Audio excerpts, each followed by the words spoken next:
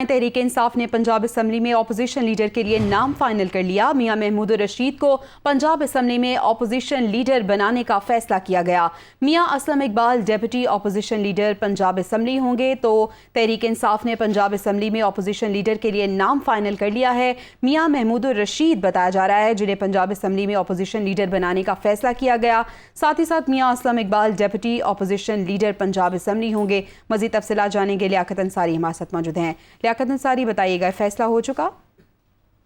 देखिए, तहरीक इंसाफ की क़यादत काफी दिनों से इस बात पे मुशावरत कर रही थी कि पंजाब असम्बली में अपोजिशन लीडर किसको मुकर्रर किया जाए, क्योंकि एक तरफ तो तहरीक इंसाफ अभी तक हमजा शहबाज के बतौर वज़ीर आला के इंतखाब को नहीं मान रही थी, लेकिन अब बजट और दीगर अमूर आने के बाद जो है ये पीटीआई की क़यादत ने फैसला किया कि जो अदालतों में मामलात हैं वो चलते रहेंगे, इसलिए हमें बतौर अपोजिशन जो है वो अपना किरदार अब अदा करना है। तो उसके लिए मियां महमूद रशीद का नाम जो है वो अपोजिशन लीडर के लिए फाइनल किया गया है और डिप्टी अपोजिशन लीडर के लिए मियां असलम इकबाल जो है उनका नाम जो है वो फाइनल किया गया है। इस हवाले से जल्द जो है वो क़यादत की जानिब से बाज़ाब्ता ऐलान भी कर दिया जाएगा। तो यूं अब तहरीक इंसाफ जो है वो पंजाब असम्बली के प्लेटफॉर्म पर बाज़ाब्ता अपोजिशन लीडर का और अपोजिशन का किरदार अदा करेगी, जिसके लिए ये दो नाम जो है इनकी मंजूरी दी गई है।